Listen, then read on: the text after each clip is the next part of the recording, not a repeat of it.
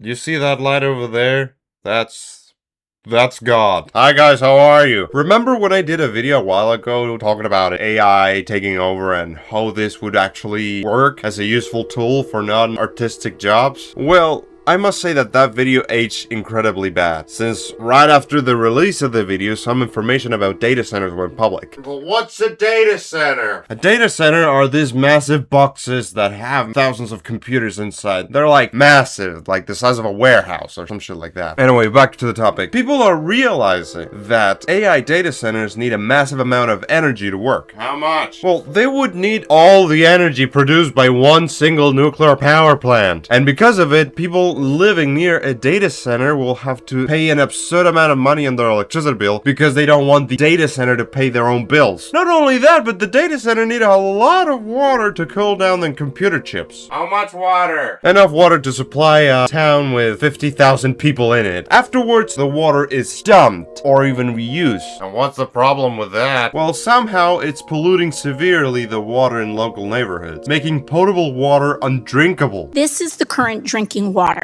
in Morgan County, Georgia. Right after a data center was constructed, the metadata center was constructed, the only difference between the clean water and this was that data center. I have another one as well. So this wasn't just one well. These wasn't just one family's situation. This is what the drinking water now looks like next to that data center. And I think both of us can agree that neither one of these things are drinkable. These families now have to ship, in a rural area, have to ship water to their house in order to cook and bathe themselves. After that, you got the massive amount of RAM the data centers need, making the whole gaming industry unaffordable. And then you got the noise and the air pollution, but that would make this video very long. And guess what? Right now, AI companies starting to buy books to analyze them and later burn them. They're literally burning books! Listen, back there, I have a pile of books. Not only I have to read them all, but now I also have to protect them. Let me clean out this mess.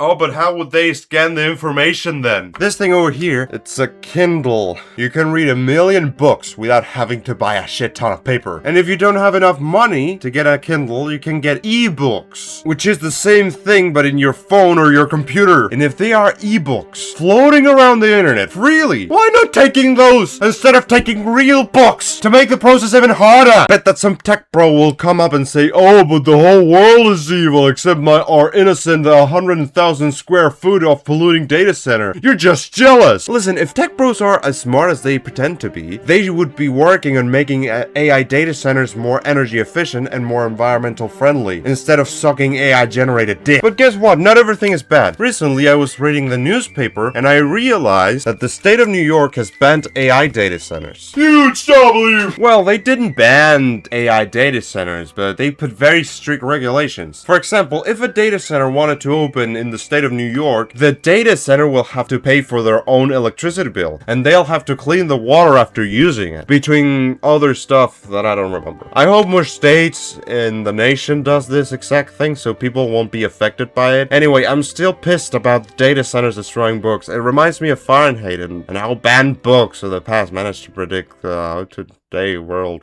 be. Whatever, I'm going to hang myself. Goodbye!